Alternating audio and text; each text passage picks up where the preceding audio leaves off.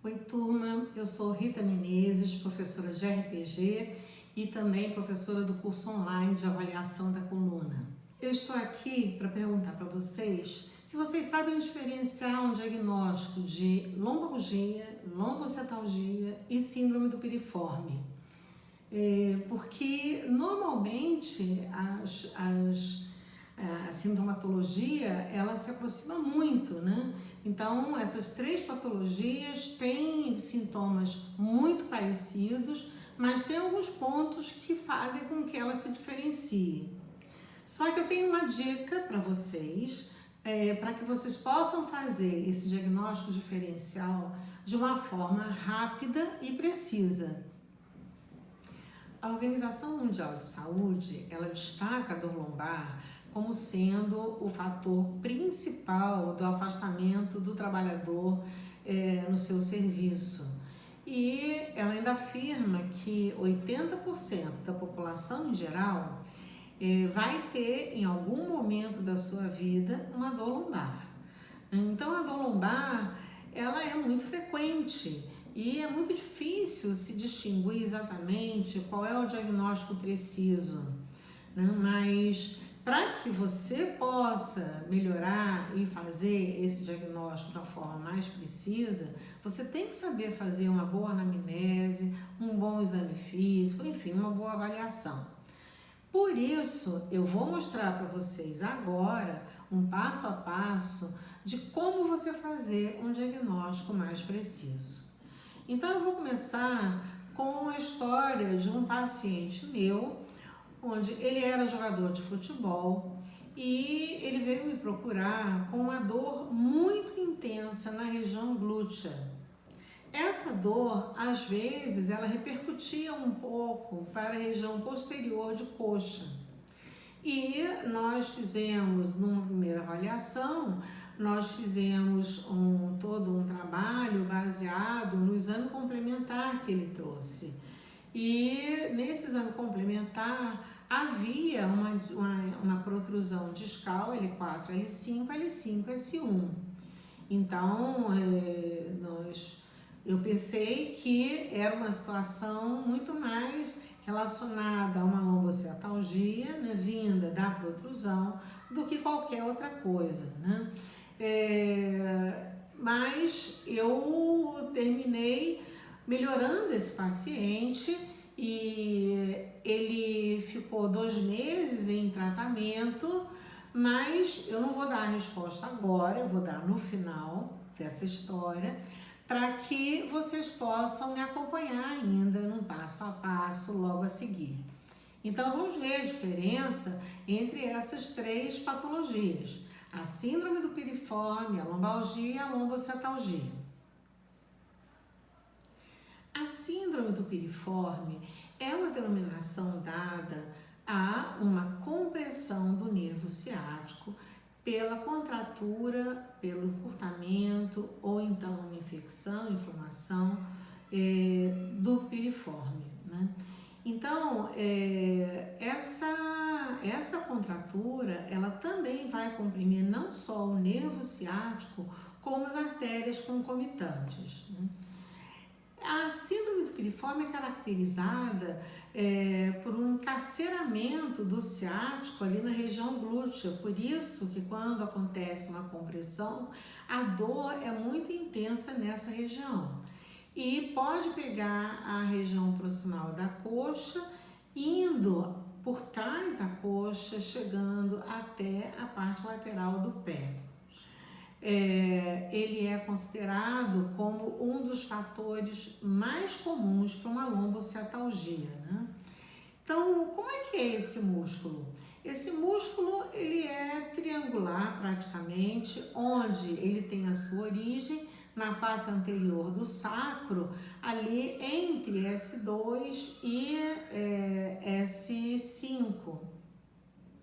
E seguindo, ele segue posterolateralmente, indo até a região do trocânter maior, onde ele se insere, já tendo passado pela tuberosidade isquiática, né?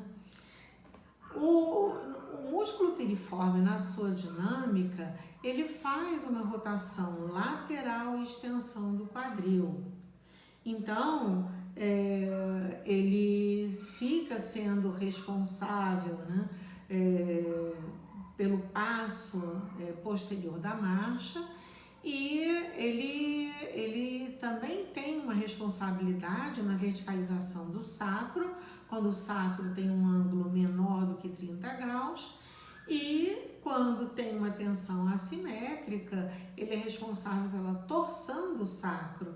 O lado onde o sacro se anterioriza é o mesmo lado da contratura do piriforme. O ciático, ele já é um nervo mais espesso do corpo humano.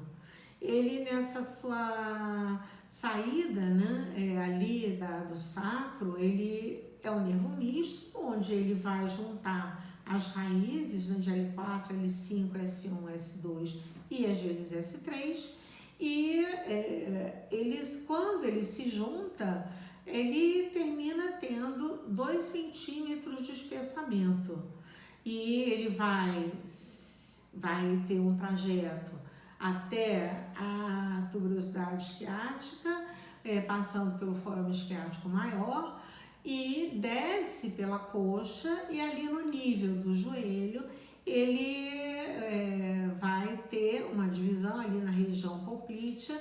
Ele se divide em tibial posterior e fibular comum, né?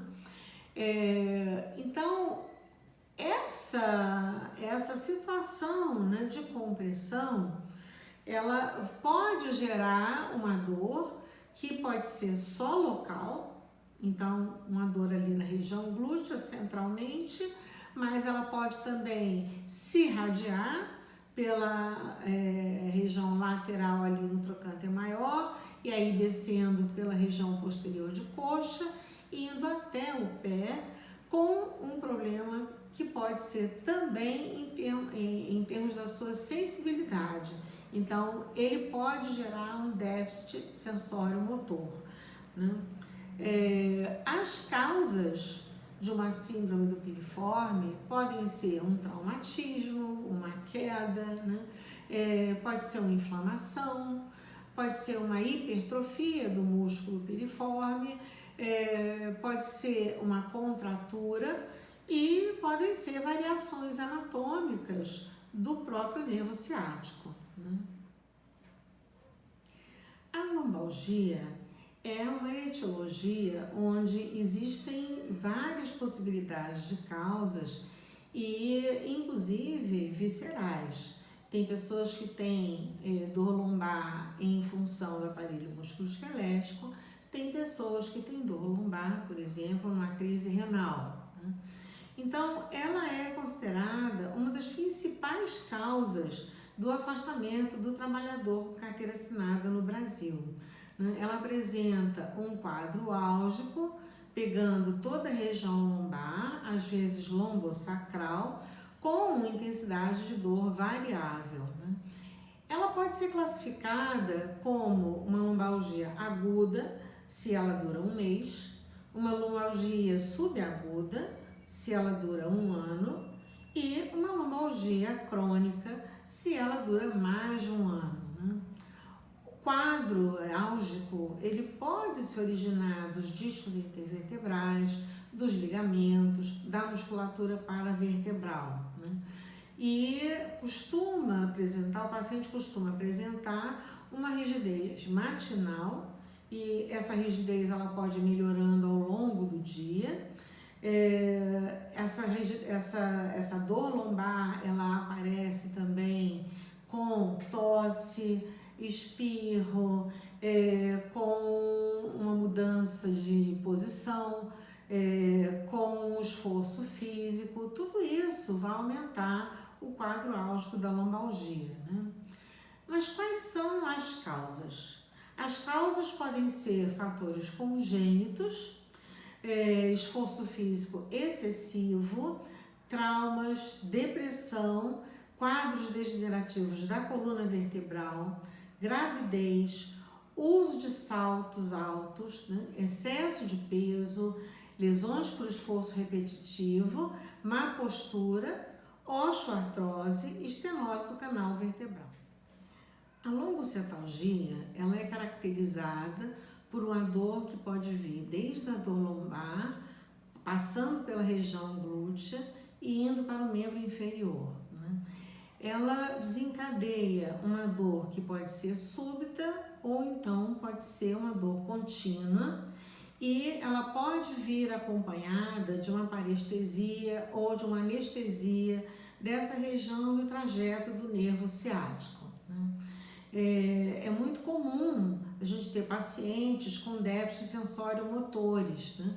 E essa situação de dor ou de qualquer outro sintoma, né, como formigamento, dormência, podem ser tanto unilateral como bilateral.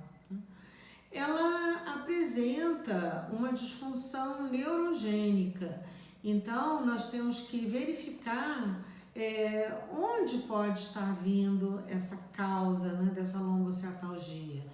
E geralmente a lombocetalgia está ligada diretamente com uma hérnia no nível de L4, L5 ou L5, S1.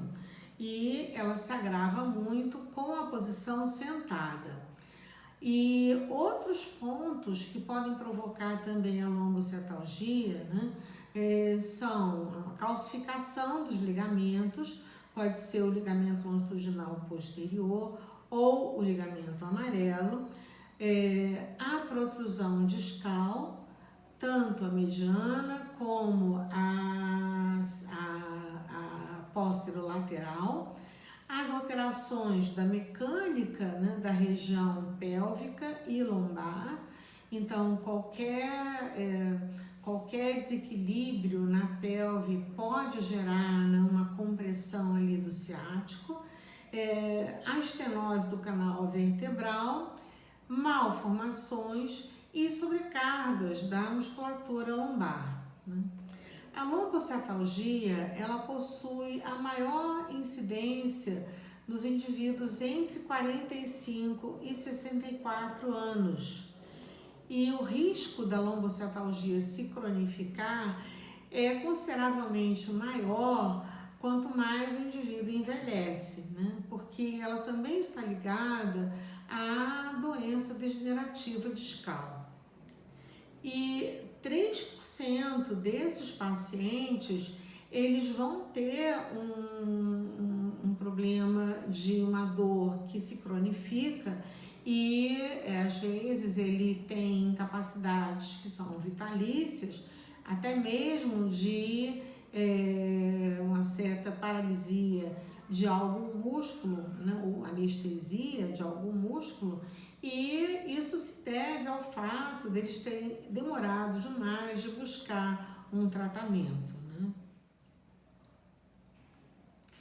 Para que vocês possam fazer um bom diagnóstico, então eu vou dar agora para vocês um passo a passo para que vocês comecem a definir melhor o quadro do paciente. A primeira coisa é saber da queixa principal. Então, onde é a sua dor? Né? E como é que essa dor se comporta durante o seu dia a dia? Qual é o momento que ela surge com maior intensidade? E essa dor, ela piora em alguma situação? Então, você vai ter que escrever as respostas a essas perguntas, porque se você não for buscar, né, saber do que o paciente está sentindo realmente, ele vai te falar muito pouco. Então, para isso, você tem que perguntar realmente, né? Pede para ele localizar onde é a dor, pede para ele localizar com a mão dele.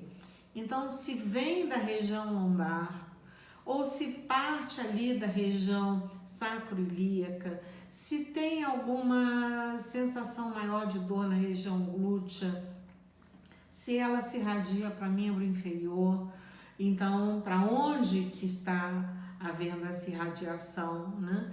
Então, L3, L4 é uma dor que vem mais anteriormente, ali pela coxa, né? L5, S1 já estão mais nessa região posterolateral. Então, vocês têm que se localizar em relação aos dermátomos também, né? E você vai verificar quais são as posições que essa dor piora, se é de pé, se é andando, se é quando ele senta, se essa dor piora quando ele se deita, em que posição que ele dorme, se ele dorme em posição fetal, se ele dorme com o joelho estendido, se é em decúbito dorsal, se é em decúbito ventral. Então, tudo isso tem que fazer parte do seu interrogatório ali na hora que você está tentando destrinchar essa dor, né? Não pergunta só sobre a dor, porque podem existir outros sintomas que são importantes para que você possa fechar um diagnóstico, né? Então, você tem que perguntar a esse paciente se ele já sentiu algum tipo de dormência, de formigamento, se a dor dele vem em queimação, ou se é uma dor mais difusa, se ele pode localizar exatamente o trajeto. Então, tudo isso vai esclarecer um pouco mais o diagnóstico. Pode perguntar também em relação a qualquer atividade que aumente a dor dele. Então, verifica no trabalho dele, com o que ele trabalha, qual é a posição que ele fica no trabalho. Então, a posição que ele fica no trabalho pode muitas vezes determinar o porquê daquela dor, né? Então, você tem que verificar se ele tem a dor quando ele vai pegar algum objeto no chão ou quando ele vai pegar algum objeto numa prateleira alta, se por um acaso essa dor se agrava quando ele faz movimentos repetitivos no trabalho dele, ou até mesmo em casa, né? Então, tem pessoas que falam, né, que sentem como se fosse uma fisgada quando andam, e uma fisgada bem na região glútea. Então, você vai começando a delimitar a situação do problema do paciente, né? Então, se a dor fica mais na região lombar, então é uma situação maior de lombalgia, com uma relação principalmente com os discos intervertebrais, com os ligamentos, com essa musculatura. E você tem que verificar se essa dor vai da região glútea para baixo. Aí você tem que diferenciar se é o piriforme, se é uma lombocertalgia. Isso vai ser ajudado com os exames. Então, você vai ter que verificar exames complementares. É sempre bom ter um raio-x dessa região lombar. Eu gosto de pedir muito a panorâmica da coluna vertebral, porque aí me dá mais possibilidade de avaliar a coluna como um todo, né? Então, vou avaliar o eixo de gravidade, vou avaliar as curvaturas, vou avaliar se tem alguma região que se projeta para frente ou para trás e verificar se essa modificação de eixo de gravidade, de curvatura, se por um acaso provocou um desequilíbrio na região lombar e na região pélvica, né?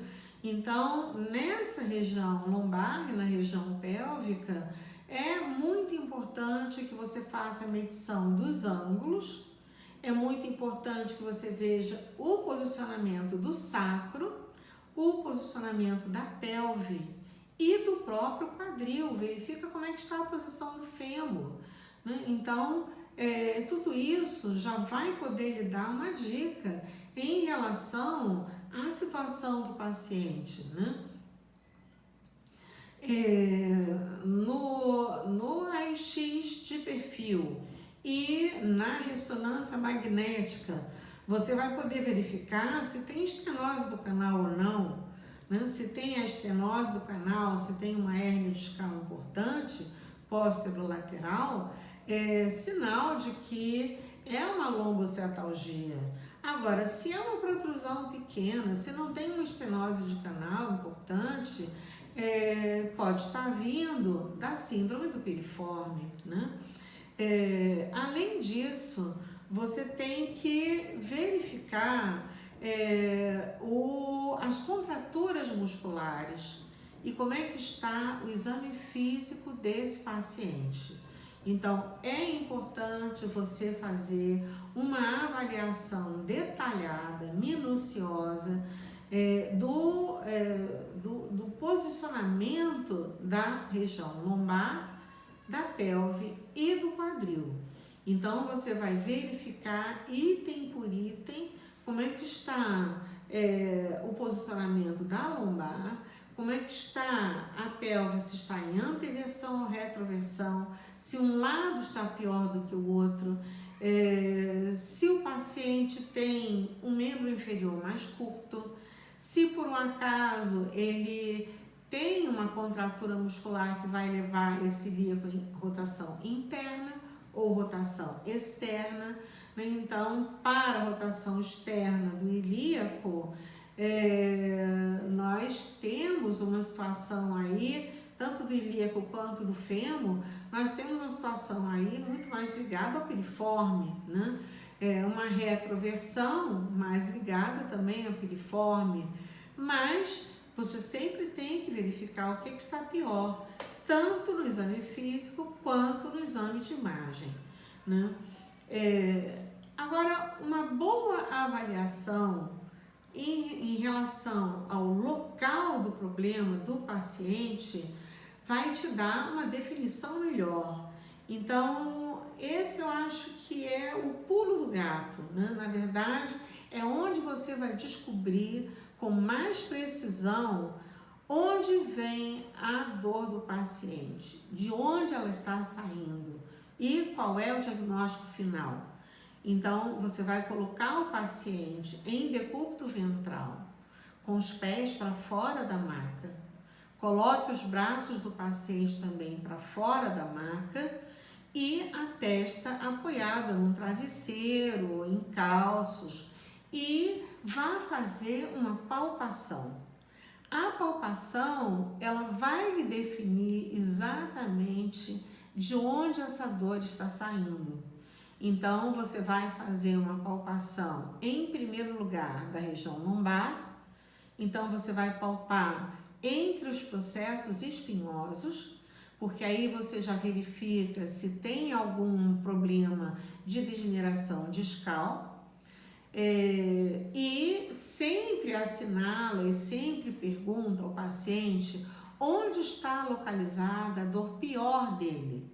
Então, com a dor pior, você vai definir exatamente de onde essa sintomatologia dele, esse quadro álgico dele, está saindo, né?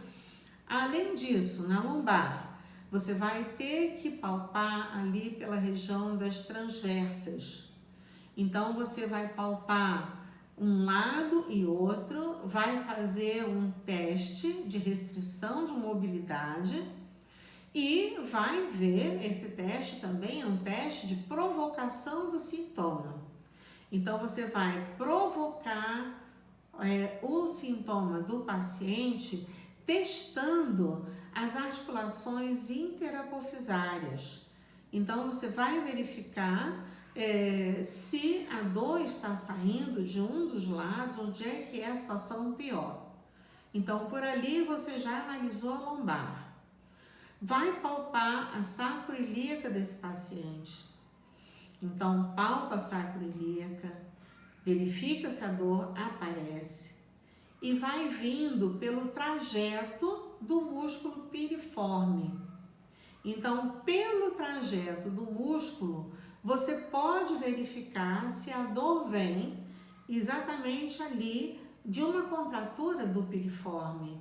E se há uma situação mais inflamatória, mais edemaciada, né? Se houve um problema com as artérias, então ali também vai estar mais edemaciado e vai gerar uma síndrome do piriforme.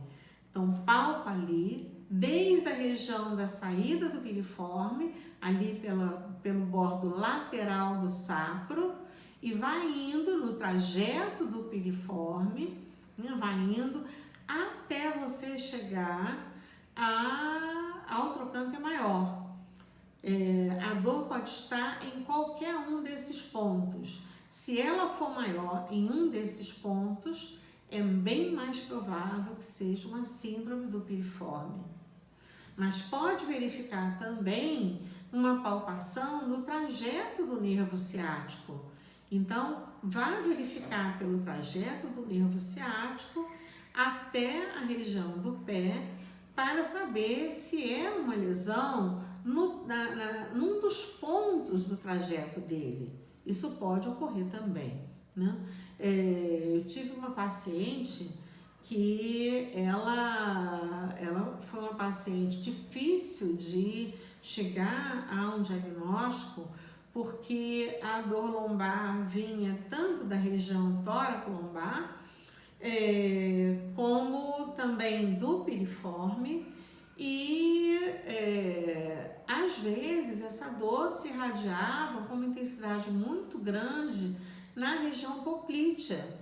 Então nós tivemos que trabalhar com uma dificuldade inicial muito grande, porque a dor dela era muito intensa, estava muito aguda, e terminou que nós descobrimos que a dor que ela relatava, ela era de uma patologia associada, né? Então, eram várias patologias ali associadas, provocando a dor dela. Ela tinha tanto a lombalgia, como a lombocetalgia, como a síndrome do piriforme. E nós fomos liberando passo a passo até que ela fosse melhorando, até sair do quadro, né? E nós conseguimos sair do quadro. Mas foi uma paciente bastante difícil, porque ela tinha um diagnóstico que se enquadrava nas 3 patologias, né? Então, com a palpação, já fica muito mais fácil para você identificar o diagnóstico mais preciso da sintomatologia do paciente. Se você gostou desse vídeo, se você achou que foi útil para você, então curta e compartilhe com seus amigos e me acompanhe nas redes sociais. Curta minha página no Facebook, curta meu canal no YouTube e me siga no meu Instagram.